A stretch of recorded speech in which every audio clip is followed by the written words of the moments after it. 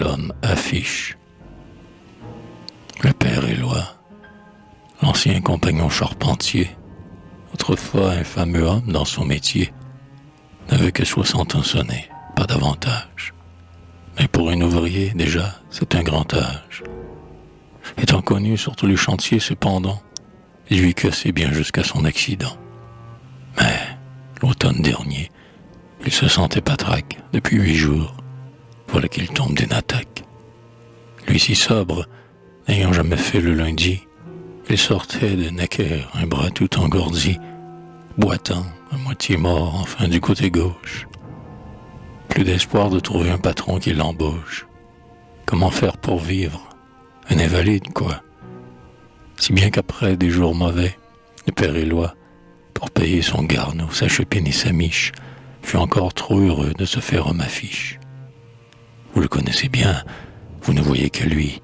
2 fois j'ai reconnu sur ma route, aujourd'hui, d'abord devant Peters, puis à l'Arc de l'Étoile, le vieux sandwich portant ses 2 châssis de toile, sur lesquels était peint, souriant et debout, un joli chapelier grand comme rien du tout, qui tendait au public, d'une mine fringante, un gibus colossal marqué 8 francs 50. Mais ne plaisantons pas, car il fait peine à voir ce juif errant boiteux encombrant le trottoir. Du grotesque fardeau dont il faut qu'on s'écarte, car il montre, au-dessus de sa double pancarte, le type vénérable et traditionnel, adopté des rapins par le Père éternel. Car celui dont on fait une bête de somme, malgré sa tête blanche et ses yeux de brave homme, est vieux, infirme, pauvre et triplement sacré. Aussi n'ai-je jamais, pour ma part, rencontré, sans tristesse cet être humain, ayant une âme, et qui porte à son cou quelque sotte réclame, quelque absurde tableau peint de rouge et de bleu, sur lequel se répand sa barbe de bon Dieu. Le vieux m'intéressant, j'ai fait sa connaissance. L'autre été, le hasard m'a mis en sa présence, un soir que je flânais vers le soleil tombant. Mon homme était assis, triste et seul, sur un banc, du sinistre et lépreux boulevard de Grenelle, et se reposait là de sa marche éternelle, sans doute avant d'aller dormir dans son taudis. Aux mots compatissants que d'abord je lui dis, un regard offensé brilla dans son œil jaune, et sa main repoussa d'avance mon aumône. Mais je sus adoucir cet orgueil en haillons. Un petit Gloria, ça s'accepte, voyons. Ce cabaret avec jardin, c'est notre affaire. Il consentit, et dès le second petit verre, l'homme affiche était plein de confiance en moi. Il est intelligent, le brave père Éloi. C'est un Parisien, c'est un vieux philosophe, dont le sens et l'honneur sont de solide étoffe. Et sous l'acacia poudreux du cabaret, voici, mes bonnes gens, comment il discourait. On peut le dire, allez monsieur, sans hardiesse, le prolétaire n'a pas droit à la vieillesse. Pour moi, certes, il aurait mieux valu, mais beaucoup, tomber d'une charpente et me rompre le cou. Mais j'ai la guigne, et puis je n'étais jamais ivre. Se tuer? Non. Les vieux veulent bêtement vivre. Mais pour gagner son pain, que n'accepterait-on? Moi, par mes écriteaux cachés jusqu'au menton, annonçant un amer ou des tours d'acrobate, sur les trottoirs sans fin je vais, tirant la patte. Par tous les temps, toujours debout, toujours dehors. Les jambes, chaque soir, me rentrent dans le corps. La race à Collignon n'est pas plus éreintée, mais c'est 3 francs par jour, la miche et le pâté. Et l'on vit, espérant qu'on crèvera demain, fier pourtant de n'avoir jamais tendu la main, mais ayant peur d'aller finir, bientôt peut-être, en veste de gâteux, dans les cours de Bicêtre. Oui, 100 fois oui, mourir d'accident vaudrait mieux. Pour le pauvre ouvrier, défense d'être vieux. Je geins, et vous pensez peut-être, au bout du compte, que je fais ma journée, que je vis sans honte, et qu'il en est beaucoup dont le sort est plus dur. Donc, vous allez hausser les épaules, bien sûr, quand vous saurez, monsieur, qui m'a payé la goutte, pourquoi, par-dessus tout, mon métier me dégoûte. Mais tant pis, vous avez voulu causer? Causons, Eh bien, quand je chemine, en toutes les saisons, par la ville, encagé dans mes placards, je songe que les 3/4 du temps, je colporte un mensonge, que je fais réussir quelques sales trafics, que je sers, en un mot, à tromper le public.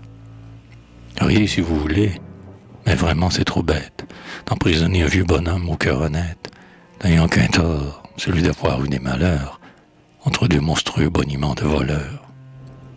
Ah, la publicité, la réclame, l'affiche. Mon cher monsieur, mais c'est avec ça qu'on se fiche de nous. C'est avec ça qu'on perd le populo. Tenez, le mois dernier, j'avais sur mon tableau l'annonce d'un journal qui, 7 fois par semaine, vend à tous pour un sou de colère et de haine, et qui, dans les faubourgs, déverse chaque soir un peu de basse envie et d'impossible espoir. Vous voyez ce que c'est? Une feuille équivoque, qui flatte à tour de bras le peuple, et qui s'en moque. C'est fait par des gaillards qui nous font voir le tour, des farceurs. Aujourd'hui contre tel, demain pour Saint-Jean-les-Purs, mais qui parfois, dans les coulisses, touchent au fond secret, sont de la police. Hélas, je sais le mal qu'ils font, ces papiers-là. Du temps de la commune, oui, 20 ans de cela, j'avais un fils, très bon enfant, mais tête folle, qui s'exaltait à lire un journal au pétrole. Il garda son flingot, devint sergent-major. Ils me l'ont fusillé. Mais le beau Mirliflor, qui l'excitait avec sa prose diabolique, est presque un gros bonnet sous notre République. Ah, misère de moi, quand, sur le boulevard, j'exhibe à tous les yeux le titre d'un canard, qui veut ou fait semblant que la bataille éclate. Je songe avec horreur que l'affiche écarlate, dont j'aide le succès quand même, à ma façon, est barbouillée avec le sang de mon garçon. L'affiche, parlons-en, le vol en permanence. En ai-je assez lancé des blagues de finance? En ai-je assez tendu des pièges à gogo? Je le connais par cœur, ces attrape-nigauds. 8%, un gros lot tous les mois, rien n'y manque. Toujours des millions déposés à la banque, et les grands mots ronflants, caisse, crédit, comptoir. Voilà 3 mois, pas plus, je faisais le trottoir pour cette volerie en grand, accompagnée du transcontinental de la Patagonie. Les gens attirent lire, allons, ils sont trop fous, ont perdu là dans leurs pauvres 4 sous. Et hier, j'ai eu celui qui tire à la carotte, passer dans sa calèche avec une cocotte. Non, vrai, pour promener ici dans les quartiers, les prospectus menteurs de ces banqueroutiers, pour suivre le trajet Bastille-Madeleine avec les noms de ces rinceurs de bas de laine, imprimés sur son dos et sur son estomac, il faut avoir besoin de gagner son tabac. J'ai droit de les haïr. Je suis parmi leurs dupes. Ouais, cela me ramène au bon temps, quand les jupes de ma pauvre Clémence égayaient le logis. Nous étions, ma femme et moi, presque enrichis, figurez-vous. J'étais un cheval à l'ouvrage, et la patronne avait tant d'ordre et de courage. Votre fils étant mort, je vous ai dit comment, hélas. Il nous restait ma fille seulement, qui déjà travaillait aussi chez le fleuriste.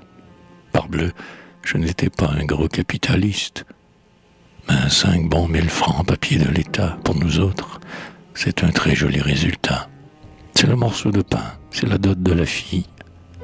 Nous faisions des projets sous la lampe, en famille. Je savais un terrain pas trop cher au lilas pour bâtir. Enfin, on rêve, n'est-ce pas? Nous comptions bien, d'ailleurs, augmenter le pécule. Les titres étaient cachés sous la pendule. C'était l'espoir. C'était l'avenir sans chagrin. Mais la Société des trésors sous-marins, vous vous souvenez bien, encore un pouf immense, lança sa circulaire et la mère Clémence fut tentée. Ah, malheur. En 6 mois nettoyer les 5000, ma femme en mourut. Vous voyez comme ils sont gais pour moi, les jours où, dans ma course, je fais de la réclame aux escrocs de la bourse. Pourtant, il y a des fois où, misérable vieux, je trouve le métier encore plus odieux. C'est lorsque sur mon corps on met en évidence cette affiche où l'on voit une femme qui danse, jambes en l'air, l'œil grivois, avec ces mots écrits. Tous les soirs, grande fête au jardin de Paris. Je vous livre, monsieur, la honte de ma vie. La gamine qui me restait, mon Octavie, je la pleure à présent, bien plus comme mon aîné. Il est mort, c'est affreux. Mais elle a mal tourné. J'étais veuf. Pour savoir conduire une jeunesse, il n'est encore que la maman qui s'y connaisse. À l'atelier, c'est plein de catins dans les fleurs. La petite en voyait de toutes les couleurs. Avec ça, très jolie, on me l'a débauché. Hier, je l'ai vue, allant au bois, empanaché, le chapeau qui faisait retourner les passants. Ah, cela fait trop mal. Et voyez-vous, je sens un dégoût à vomir mon cœur de nausée. Quand j'ai sur mes placards les dames ou l'Élysée, ma fille est là peut-être, et, tonnerre de Dieu, c'est moi qui crie à tous le nom du mauvais lieu. J'en ai trop dit et j'ai parlé comme ma confesse. Bien obligé, monsieur, de votre politesse, et grand merci surtout de m'avoir écouté. Tout irait beaucoup mieux dans la société si le pauvre causait souvent avec le riche. Pas d'aumône, serrez la main de l'homme affiche avec qui vous avez pris un verre aujourd'hui, et, dans vos souvenirs, ayez pitié de lui. Il s'éloigna. La nuit montait, claire et sans voile. Le ciel s'était peuplé de toutes ces étoiles. Et sous l'acacia, je restais accoudé. Alors, plus que jamais, j'eus le cœur inondé de sympathie envers les humbles qu'on exploite. Qu'en dites-vous, rhéteurs, à gauche comme à droite, vous qui n'avez jamais rien pu pour leur bonheur? Ce vieux dont on a pris l'or, le sang et l'honneur, vient vous montrer sur son écriteau de réclame son fils mort, son argent volé, sa fille infâme. Il vous demande, avec bien des civilités, messieurs les sénateurs, messieurs les députés, si c'est là le fameux progrès des temps modernes. Et pour ma triste effluce, là-bas, vers les casernes, sonnant l'extinction des feux, un clairon pur, vers le mystérieux, vers l'impassible azur, vers la sérénité des étoiles brillantes, mélancoliquement traînait ses notes lentes.